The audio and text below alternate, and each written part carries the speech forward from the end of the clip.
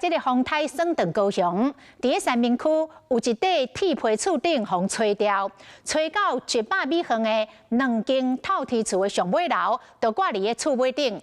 里长找到铁皮厝的厝主，对方愿意赔偿负责。经过即届的风灾，有议员认为，这个建筑物的铁片，也即是扛棒的耐受度，拢应该通盘来检讨。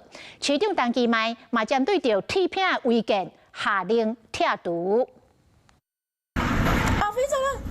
3度2风台威力有够强，透天厝楼尾顶塔起的铁厝，规都被吹去，未少厝的铁片嘛被掀去。在啊高雄，真济铁厝被吹歹去，3度2变成上强的铁柱大堆，像高雄三民区内2栋透天厝的楼尾顶，都飞来几大片的铁片厝顶。我挂紧啊！这个铁片走去遮内底，我惊一个讲完。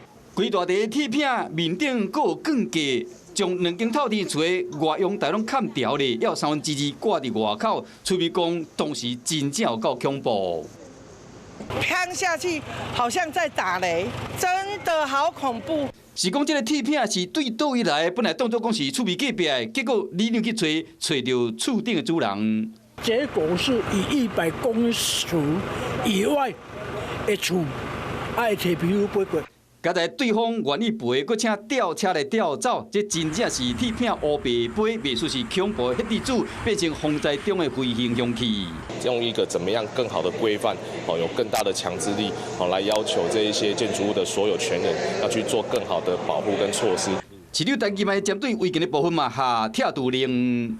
公务局已经开始做盘点这个部分也会着手立刻来进行相关的拆除工作。风台，互大家知影讲，建物外怪设施甲铁片的建筑物的风险，要怎提高伊的安全性，互居民生命财产袂阁受到威胁，这是上要紧的代志。